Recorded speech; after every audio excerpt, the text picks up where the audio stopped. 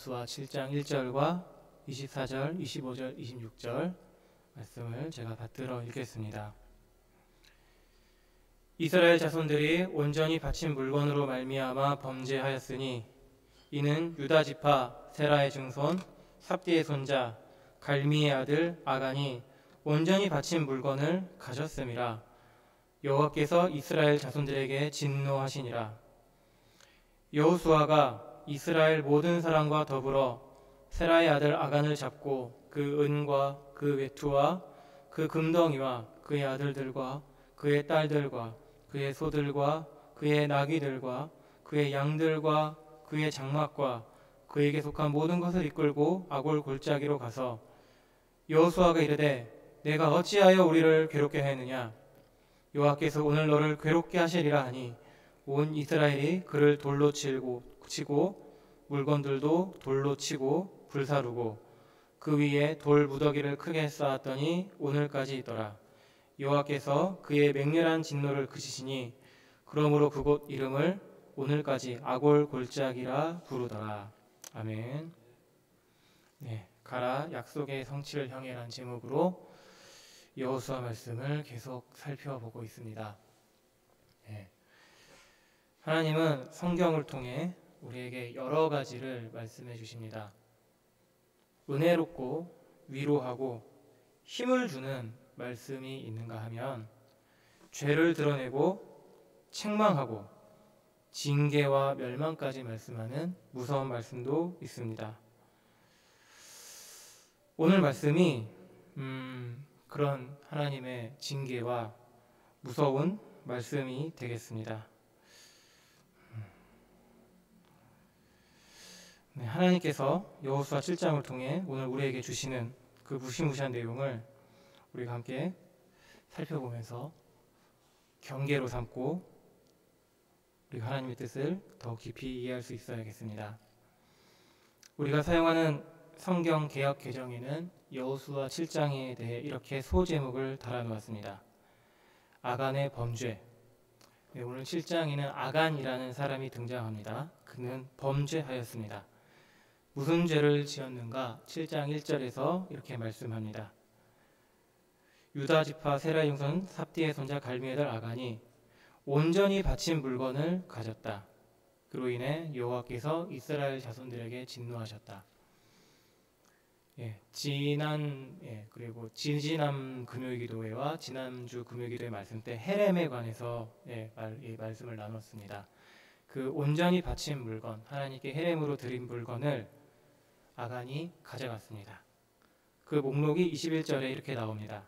시날산의 아름다운 외투 한 벌, 은 200세겔, 무게가 50세겔 되는 금덩이 하나. 하나님께 바친 것을 아간이 자기 소유로 취하였습니다. 왜 그러했는지는 이제 나중에 나오게 되는데, 이 아간의 범죄로 말미암아 하나님께서 이스라엘 자손들에게 진노하셨습니다. 그 진노하신 결과가 이제 2절부터 우리가 보게 되는 말씀입니다. 여리고성을 함락한 다음에 공격하게 되는 곳은 아이성이었습니다. 다시 여호수아가 정탐꾼들을 보냈고 정탐꾼들은 이제 보고를 합니다. 3절에 나오는데 백성을 다 올라가게 하지 말고 2-3천 명만 올라가서 아이를 치게 하소서. 그들은 소수이니 모든 백성을 그리로 보내 수고롭게 하지 마소서. 작은 성이었나 봅니다. 소수, 작은 수의 사람만 살고 있었고, 그래서 군사적으로 봐도 그 전군이 다 공격할 필요 없이 적당한 수 2-3천 명 보내도 충분히 정복할 수 있겠다 판단하였을 것입니다.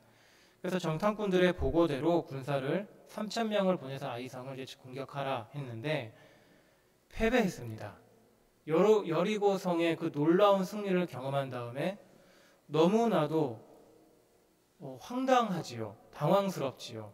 패배를 했습니다. 황망합니다. 3,000명 중에 36명이 죽었습니다.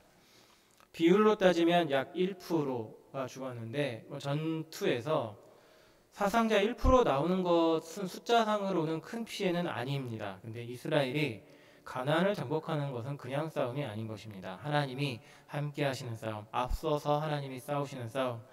그런데 졌다. 져서 하나님의 백성들이 피를 흘리고 죽었다.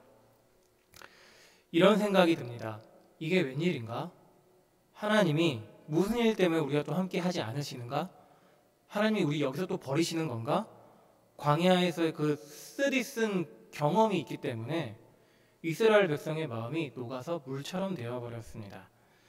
그래서 여호수아가 애통하는 이제 표현이 나오는데, 옷을 찢고 장로들과 함께 여호와의 궤 앞에 엎드리고 머리에 티끌을 뒤집어 쓰고 하루 종일 한나절 가량 하고 있었습니다.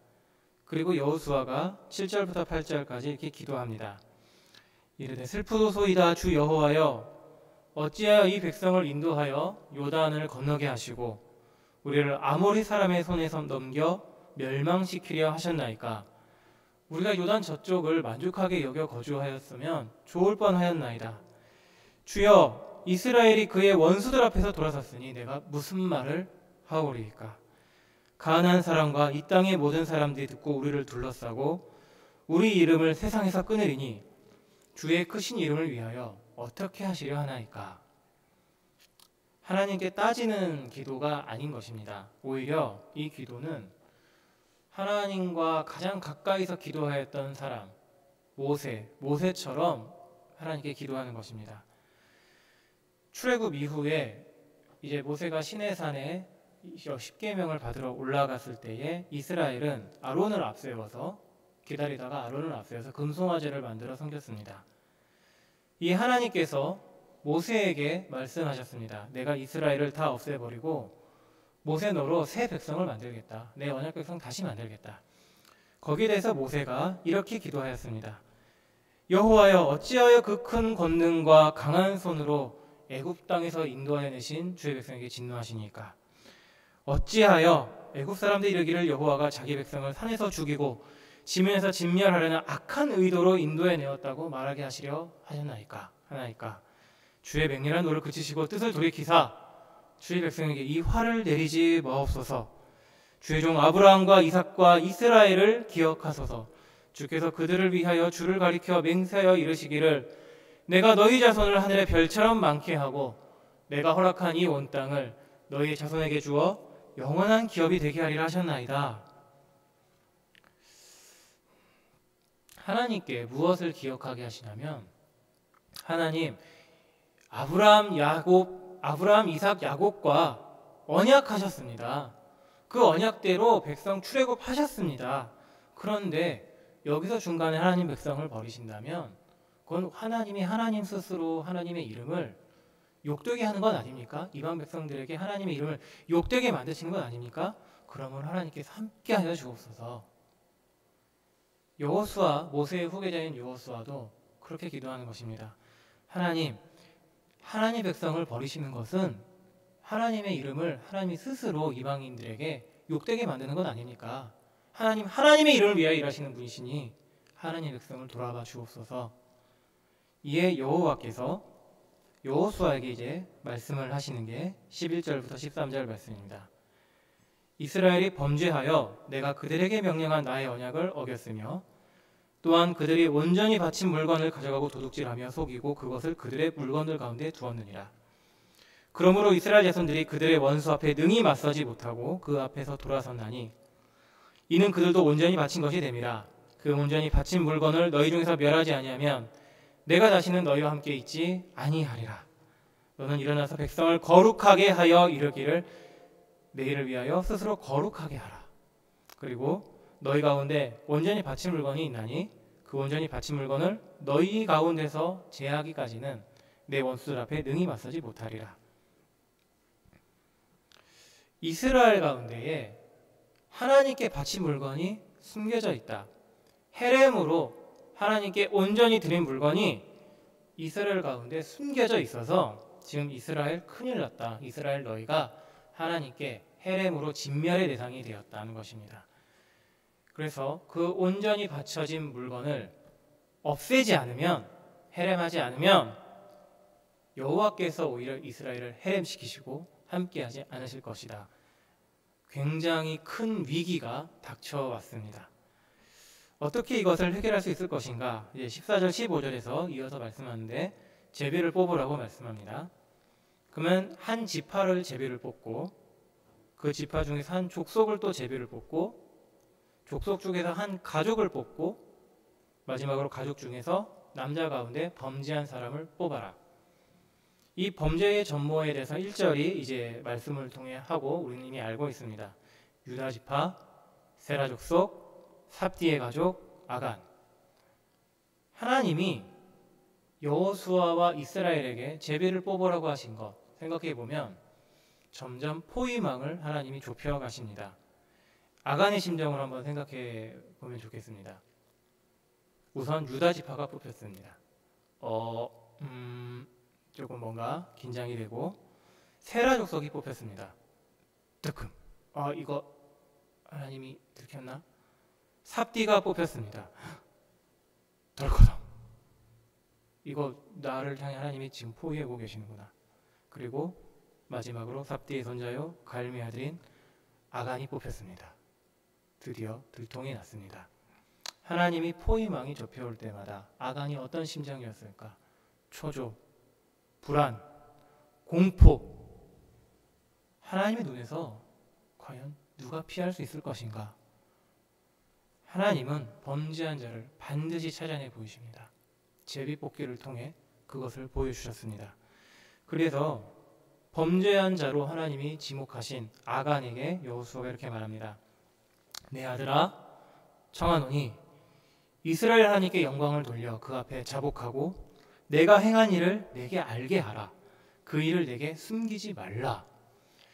지금 굉장히 이스라엘의 큰 위기를 불러온, 이스라엘을 진멸시킬 위기를 불러온 아간에게 내 아들아, 불같이 호령할 수도 있지만 아버지의 마음으로 자녀에게 잘못을 고백하라고 권하고 있습니다. 어쩔 수 없습니다. 잘못의 결과, 이 죄의 범죄의 결과는 죽음입니다. 그렇지만 그 앞에서도 여호수아는 지도자입니다. 이것이 지도자의 격이죠. 가장 먼저 청하는 것은 무엇이냐면 이스라엘 하나님께 영광을 돌리라. 어떻게 이스라엘 하나님께 영광을 돌립니까? 죄를 자복하고 범죄를 낱낱이 토해내는 것. 그리해야 이스라엘 하나님께 영광이 된다. 온전히 죄를 토해내야 하나님이 자기 백성에게 영광을 받으신다. 아간이 다음과 같이 자백을 합니다. 참으로 나는 이스라엘의 하나님 여호와께 범죄하여 이러이러하게 행하였나이다. 21절입니다. 내가 노력한 물건 중에 시날산의 아름다운 외투 한 벌과 은 200세겔과 그 무게가 50세겔 되는 금덩이 하나를 보고 탐내어 가졌나이다. 보소서 이제 그 물건들을 내 장막 가운데 땅속에 감추었는데 은은 그 밑에 있나이다. 이렇게 자백을 했습니다. 아간의 대답을 보면 아간이 죄를 다 고했구나 이렇게 볼 수 있습니다. 행한 것을 다 이야기했습니다. 하지만 좀 소상히 살펴보면 사실 아간의 회개, 불완전한 회개입니다. 제비뽑기할 때 무려 4번의 기회가 있었습니다. 그때까지 아간은 입을 꾹 다물고 죄를 들키지 않으리라 마음 먹고 있었습니다. 그 기회를 다 허비하고서도 아간은 이렇게 대답합니다. 내가 노력한 물건 중에. 노략물은 전쟁에서 승리한 사람들이 패배한 패자들에게서 마음껏 훔쳐가는 것입니다. 그건 권리죠. 옛날 전쟁에서 승리한 사람들이 값비싼 귀금속들, 금은 보석들, 심지어 여자들 전부 노략물로 취하는 것이었습니다. 그런데 아간이 지금 여리고 성을 정복하고 그것의 물건을 노략물이라고 합니다. 그건 나의 권리다. 여리고성을 점령하고 전쟁에 이겨서 그 물건 취하는 것은 나의 권리다. 하지만 여호수아가 그 물건을 어떻게 했습니까? 하나님께 바쳐라! 하나님의 것이다! 아간은 그걸 인정하지 않았습니다.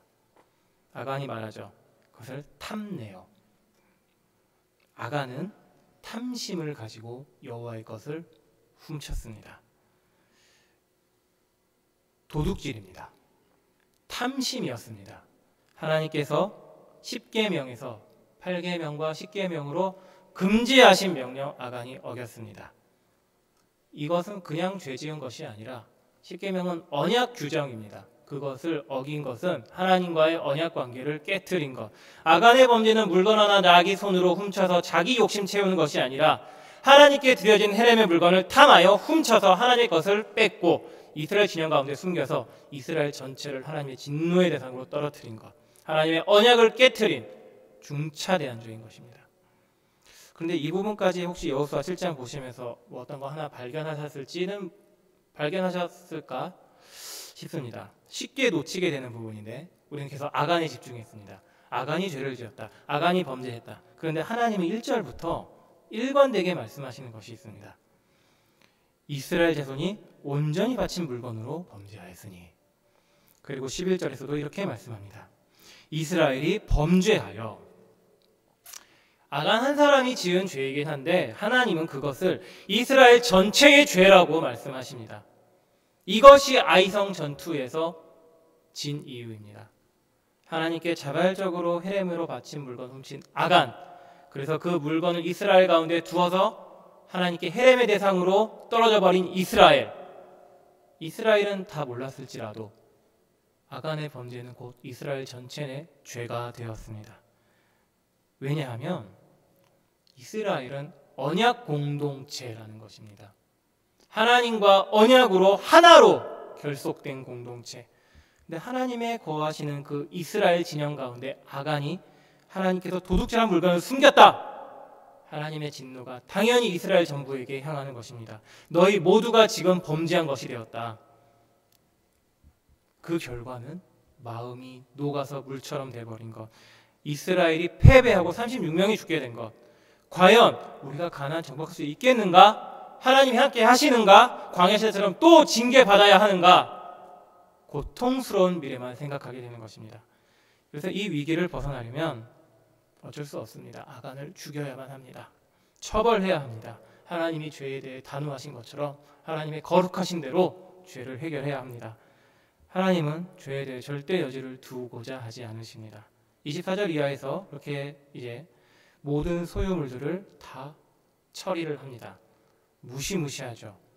아간의 가족들, 가축들, 소유들 다 모아놓고 돌로 쳐 죽인 다음에 불살랐습니다.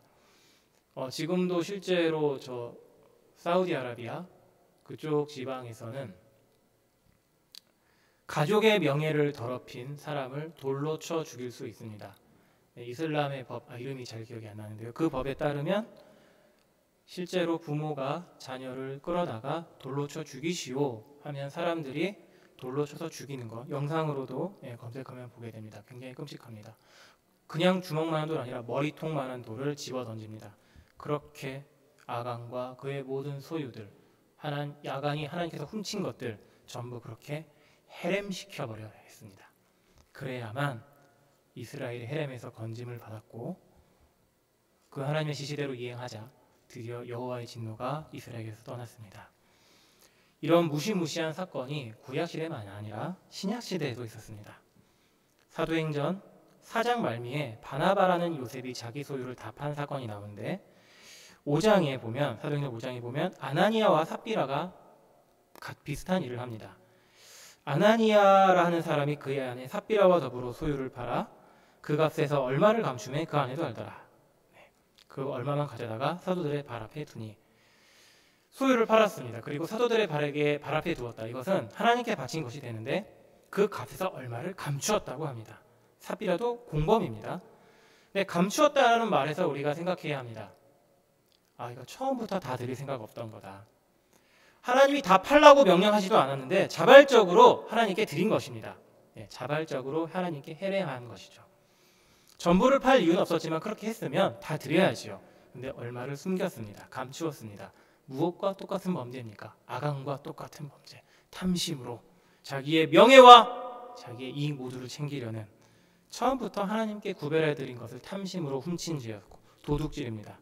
그래서 아나니아가 베드로에게 처음 왔을 때 하나님은 베드로의 입을 통해 이스라엘처럼 심판을 하셨습니다. 이스라엘이 영문도 모르고 아이성에서 전투할 때 패배한 것처럼 아나니아가 즉시 베드로의 입을 통해 하신 하나님의 예언의 말을 듣고 즉시 죽었습니다.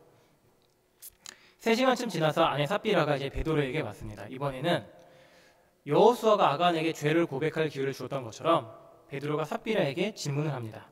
그 땅 판 값이 이것뿐이냐? 내게 말하라. 삽비라가 대답합니다. 그러합니다. 거짓이죠. 이에 하나님께서 베드로의 입을 통해 똑같이 심판하십니다. 내 남편 아나니아를 메고 온 자들이 다시 들어오는데 너도 죽게 될 것이다. 그렇게 죽게 되었습니다. 무시무시한 일이 교회에서 일어났습니다. 성도가 죽었습니다. 그런데 어떤 일이 일어나냐, 그 뒤에 오히려 사람들에게서 교회에서 떠난 것이 아니라 표적과 기사를 사도들이 많이 행하자 믿는 사람들이 다 마음을 같이하여 모이고 나머지는 감히 상종하지 못하는데 백성이 칭송합니다. 그리고 믿고 죽게로 나오는 자가 더 많아졌습니다. 사람이 죽는 무시무시한 일이 벌어졌는데도 오히려 더 믿는 사람들이 증가했습니다. 교회는 어떤 곳이냐? 하나님의 거룩함이 회복되어야 되는 곳, 하나님이 거하시는 하나님의 전이기 때문입니다. 그래서 고린도전서 3장 16절 17절에서 사도 바울은 교회에 관해 아주 엄중하게 권면합니다. 너희는 너희가 하나님의 성전인 것과 하나님의 성령이 너희 안에 계시는 것을 알지 못하느냐? 누구든지 하나님의 성전을 더럽히면 하나님이 그 사람을 멸하시리라. 하나님의 성전을 거룩하니 너희도 그러하니라. 아간의 범죄는 이스라엘 전부를 하나님 앞에 범죄한 것으로 만들었죠. 거룩을 해쳤습니다. 아나니아와 삽비라의 범죄 역시 같은 것입니다. 하나님의 교회 전체에 죄의 그늘을 들이우게 되는 것. 하나님은 신자를 개개인으로 보시는 동시에 교회 전체로 함께 보십니다. 신자 한 사람은 교회와 동일합니다. 그래서 신자 한 사람의 죄는 곧 교회 전체의 죄입니다. 이 교회가 공동체라는 것이죠. 요즘에야 이제 개인주의가 굉장히 자연스럽습니다. 개인주의 자체가 나쁜 것이라고 말하는 게 아니라 좋은 측면도 있습니다. 다양성을 풍성하게 만들었고 사회의 발전을 이끌어내는 중요한 역할을 하였습니다. 그런 사상적 변화가 있었는데 교회는 과연 어떤 곳인가? 개인이 모이지만 또한 조직의 측면이 있습니다. 이 공동체에 대해 표준 국어 대사전은 다음과 같이 정의합니다. 인간에게 갖추어져 있는 본질 의사에 의하여 결합된 유기적 통일체로서의 사회. 무슨 말인지 모르겠습니다. 다시 말해서 공동체는 혈연, 지연, 우정, 사랑, 이런 사람이 원래부터 갖고 있는 본성적인 관계 맺고자 하는 그런 본성에 따라 서로 공통된 관심사와 목적을 가지고 두 사람 이상이 모인 조직체라는 것입니다. 세상에 수많은 공동체가 있죠. 이제 가장 쉽게 생각할 수 있는 조기축구회 공동체입니다. 무엇이냐면 축구라는 공통 관심사를 통해 건강을 다지고 서로 사이좋게 지냅시다. 또 그린피스를 또 예를 들면 이런 NGO들, 그린피스는 지구 환경을 지키려는 공통 관심사를 가지고 감시를 하고 악한 그 환경을 해치는 행위를 고발을 합니다. 근데 반면에 뚜렷한 목적이 없는 공동체도 있습니다. 가족. 이것을 위해 가족을 만들어 그런 거 아니죠. 가족은 가족 자체가 목적입니다. 결혼하고 출생을 통해 만들어지는. 그렇다면 교회는 어떤 공동체일까? 사회적으로 보면은 굉장히 느슨합니다. 어떤 뚜렷한 목적이 사실 사회적인 목적이 없습니다.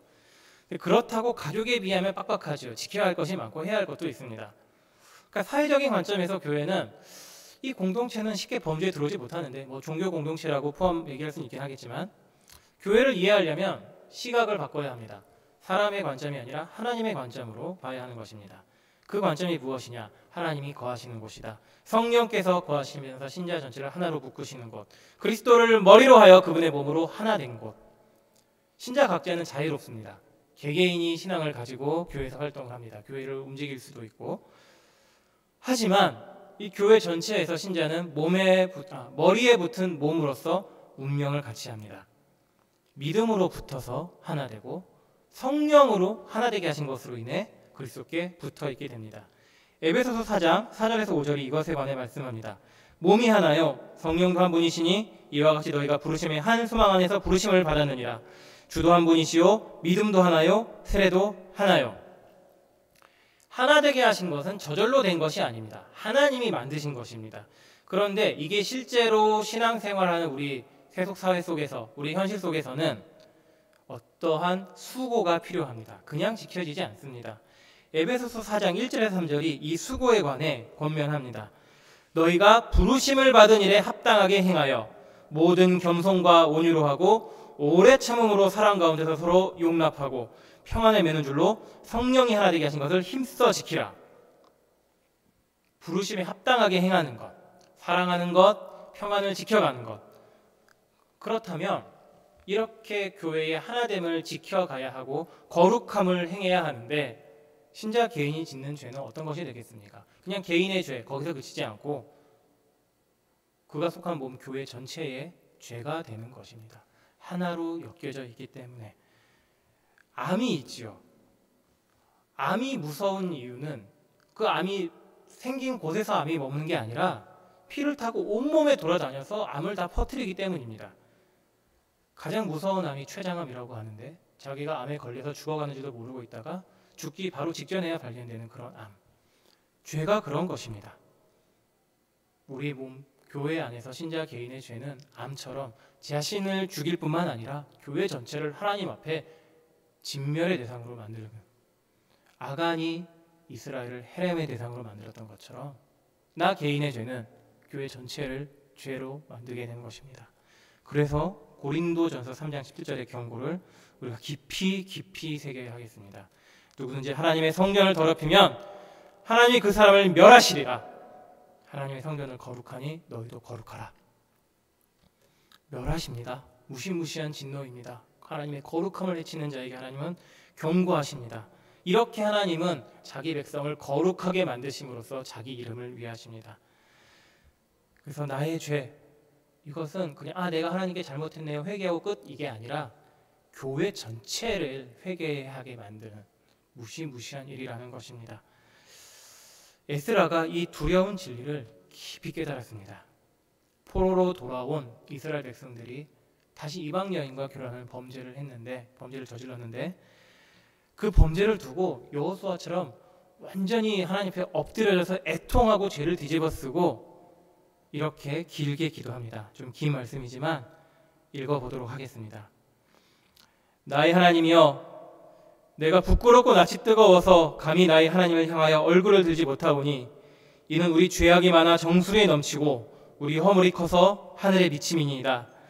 우리 조상들의 때로부터 오늘까지 우리의 죄가 심하매 우리의 죄악으로 말미암아 우리와 우리 왕들과 우리 제사장들을 여러 나라 왕들의 손에 넘기사 칼에 죽으며 사로잡히며 노략을 당하며 얼굴을 부끄럽게 하심이 오늘날과 같으니이다. 이제 우리 하나님 여호와께서 우리에게 잠시 동안 은혜를 베푸사 얼마를 남겨두어 피하게 하신 우리를 그 거룩한 초소에 박힌 목과 같게 하시고 우리 하나님이 우리 눈을 밝히사 우리가 종로로 타는 중에서 조금 소생하게 하셨나이다. 우리가 비록 노예가 되었사오나 우리 하나님이 우리를 그 종살이 하는 중에서 버려주지 아니하시고 바사 왕들 앞에서 우리가 불쌍히 여김을 입고 소생하여 우리 하나님의 성전을 세우게 하시며 그 무너진 것을 수리하게 하시며 유다와 예루살렘에서 우리에게 울타리를 주셨나이다. 우리 하나님 여호와여, 이렇게 하신 후에도 우리가 주의 계명을 저버렸사오니 이제 무슨 말씀을 하오리까? 전에 주께서 주의 종 선지자들에게 명령하여 이르기를 너희가 가서 얻으려 하는 땅은 더러운 땅이 이는 이방 백성들이 더럽고 가증한 일을 행하여 이 끝에서 저 끝까지 그 더러움으로 채웠음이라. 그러즉 너희 여자들을 그들의 아들들에게 주지 말고 그들의 딸들을 너희 아들들을 위하여 데려오지 말며 그들을 위하여 평화와 행복을 영원히 구하지 말라. 그리하면 너희가 왕성하여 그 땅의 아름다운 것을 먹으며 그 땅을 자손에게 물려주어 영원한 유산으로 물려주게 되리라 하셨나이다.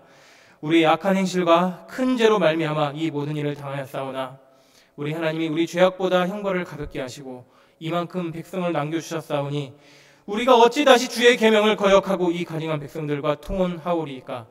그리하면 주께서 어찌 우리를 멸하시고 남아 피할 자가 없도록 진노하시지 아니하시리이까? 이스라엘 하나님 여호와여, 주는 의로우시니 우리가 남아 피한 것이 오늘날과 같사옵거늘 도리어 주께 범죄하였사오니 이로 말미암아 주 앞에 한 사람도 감히 서지 못하겠나이다. 지금 지을 죄를 지은 건 포로에서 돌아온 사람들이지만 기도 가운데서 에스라는 우리의 죄, 조상들의 죄, 모두 하나님의 백성 이스라엘의 죄이고 내가 그 죄인이다라고 회개합니다. 자신의 죄로 회개합니다. 이것이 신자의 회개입니다. 나 개인의 죄가 교회 전체, 하나님의 백성 전체에게 죄가 되게 하였구나 깨닫고 나 회개하는 것 넘어서서 하나님의 백성 모두를 위해 회개하는 것입니다. 하박국 선지자는 이렇게 멸망 위기 앞에서 이렇게 노래합니다. 진노 중이라도 긍휼을 잊지 마옵소서. 진노 중이라도 긍휼을 잊지 마옵소서. 하나님께 회개할 수 있는 이유는 하나님이 죄에 대해 진노하시는 중에서도 긍휼을 버리지 않으시는 분이라는 것입니다. 이스라엘을 진멸시키는 것이 하나님께 마땅했습니다. 3,000명 군사 다 죽이셔도 할 말이 없습니다. 하지만 36명만 죽이시는 것으로 그쳤습니다. 다윗이 교만하여서 이스라엘의 군사들의 숫자를 센 것에 대해 하나님이 전염병으로 3일 동안 전염병으로 치시겠다 하셨지만 하루로 그치셨습니다. 그리고 우리에게 그 하나님의 긍휼을 보여주신 예수 그리스도, 모든 죄를 자기가 직접 담당하셔서 십자가에 죽으시고 죄의 삭신 사망을 부활로 이기신 것, 하나님의 긍휼을 보이신 것, 그리고 하나님 보좌 우편에서 지금 하나님의 백성을 위해 계속 중보 기도하고 계십니다.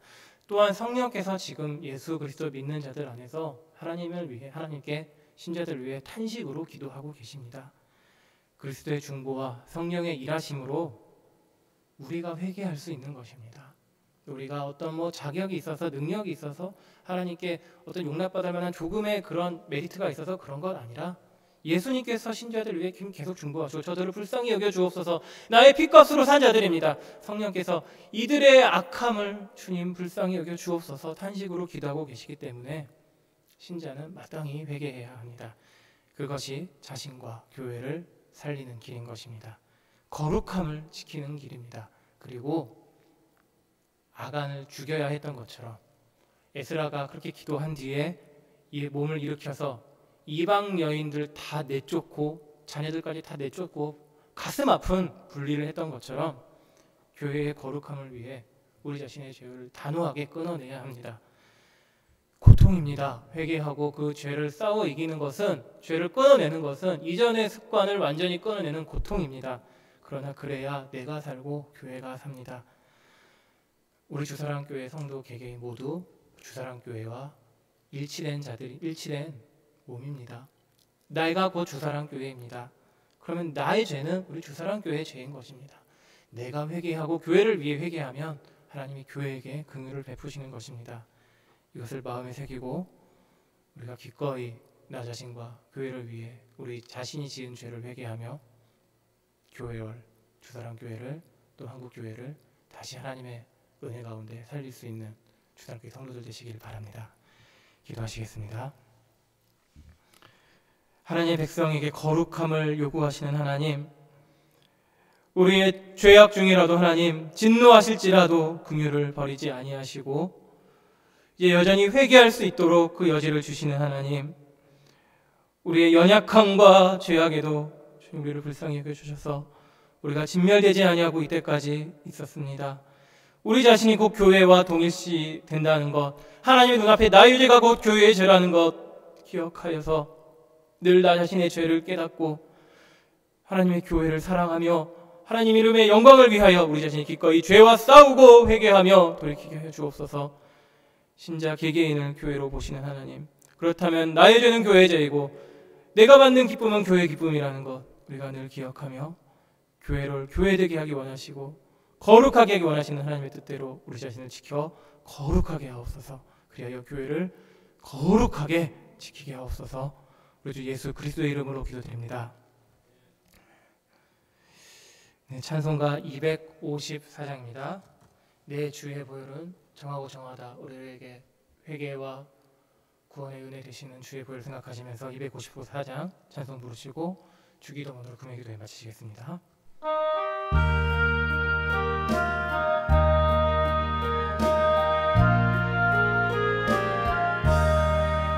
내 주의 보혈은 정하고 정하다. 내 죄를 정케 하신 주 나로라 하신다. 내가 주께로 지금 가오니 십자가의 보혈로 날 써주소서. 약하고 주해도 주께로 나가면 힘 주시고 내 추함을 곧 씻어주시네. 내가 주께로 지금 가오니 십자가의 보혈로 날 씻어주소서. 나로라 하심은 온전한 믿음과 또 사랑함과 평안함 다 주려 함이라. 내가 주께로 지금 가오니 십자가의 보혈로 날 씻어주소서. 큰 죄인 복받아 살 길을 얻었네. 한없이 넓고 큰 은혜 베풀어 주소서. 내가 주께로 지금 가오니 십자가의 보혈로 날 씻어주소서. 그 피가 맘속에 큰 증거됩니다. 내 기도 소리를 으사 다 허락하소서. 내가 주께로 지금 가오니 십자가의 보혈로 날 씻어주소서.